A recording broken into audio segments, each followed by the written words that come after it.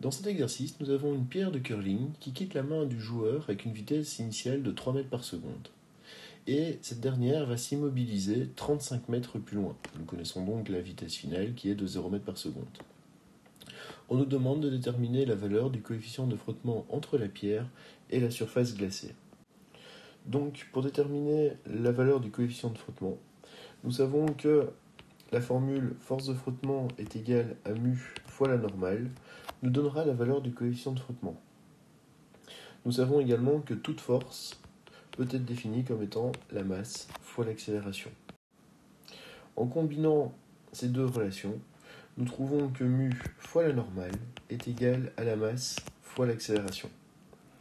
Pour pouvoir utiliser cette relation, il nous faut l'accélération, mais nous remarquons aussi que nous n'avons pas la masse dans les données.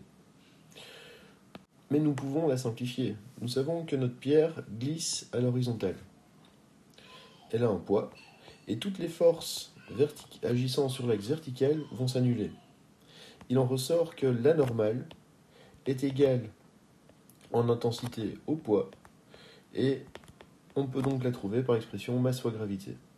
Notre relation devient donc mu fois la masse fois la gravité est égale à la masse fois l'accélération.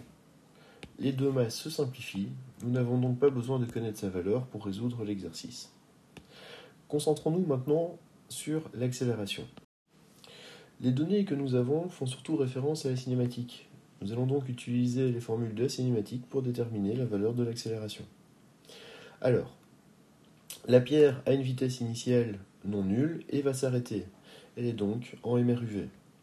Pour résoudre les exercices sur le MRUV, il faut toujours utiliser les deux formules en parallèle. Donc, delta x est égal à V0 fois delta t plus A fois delta t au carré divisé par 2.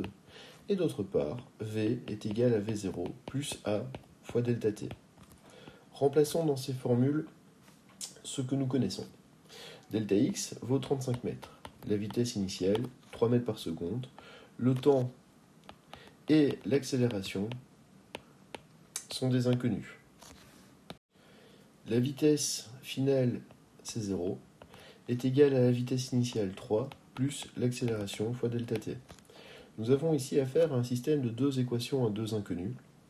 Nous allons dans l'équation la plus simple, donc celle de la vitesse, isoler l'accélération. L'accélération est ici égale à moins 3 fois sur delta t.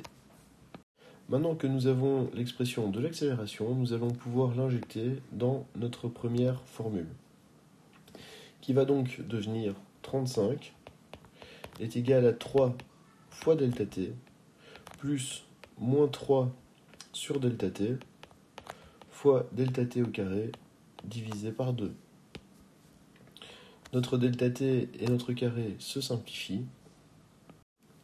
En résolvant cette équation, nous trouvons que le temps avant l'arrêt de la pierre est de 23,33 secondes.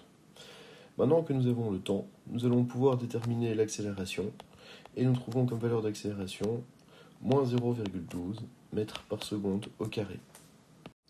Le moins fait référence au sens. Ici, si on observe le mouvement et qu'on considère que notre mouvement donne le sens positif de notre repère, la force de frottement s'oppose à notre mouvement et va donc avoir une valeur négative. Donc forcément, l'accélération a le même sens et a donc une valeur négative. Nous n'allons pas devoir tenir compte du moins dans notre formule sur le coefficient de frottement. Revenons à cette dernière. Nous avions vu que mu était égal à l'accélération sur la gravité. Maintenant que nous connaissons l'accélération et la gravité, nous allons pouvoir déterminer le coefficient de frottement qui vaut 0,012.